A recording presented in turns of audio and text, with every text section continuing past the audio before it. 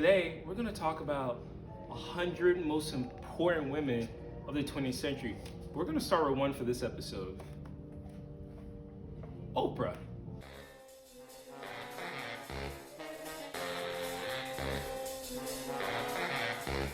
One of the most fascinating things about Oprah Winfrey is that she came from the bottom of American society. She had it the hardest. She went through so many challenges to now rise to be one of the wealthiest women in the world. My grandmother was a maid. That's all she ever knew.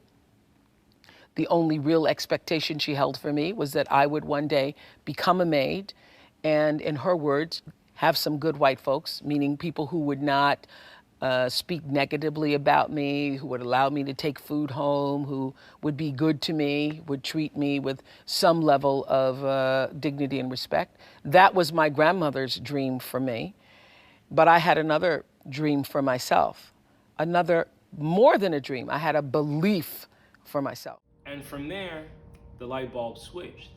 She realized that because she had been through so many traumatic, hard experiences, she could share those stories with others. I have been abused since I was 9 years old, raped at 9 years old, abused at 10 years old, molested for all of those years, and now pregnant as a result of that. And looking around the detention home at all of these girls who'd been placed there for being bad girls.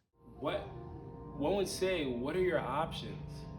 How can you thrive? How can you succeed? How can you grow? How can you make it out of a situation where it seems that everything's collapsing? Fortunate, in 1986, she launched the world-renowned Oprah Winfrey Show.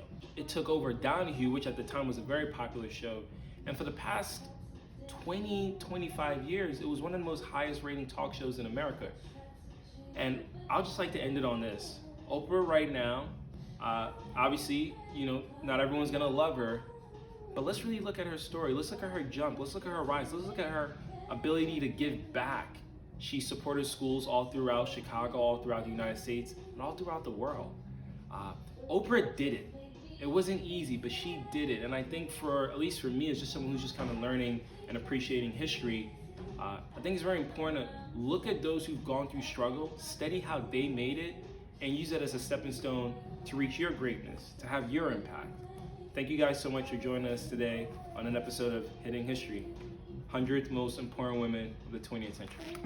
I just don't think I'm worthy. Do you have faith? Extreme amount of faith in God. So why would God make something unworthy? Why would God, in all of his creations, create you, bring... No, really, seriously. Yeah. Think about that. I like to ask people who say they are of faith, why would God, and you believe God in his, what you call God, omnipotent power, force, love, why would you be created as a worthless being? Why would God do that? He wouldn't.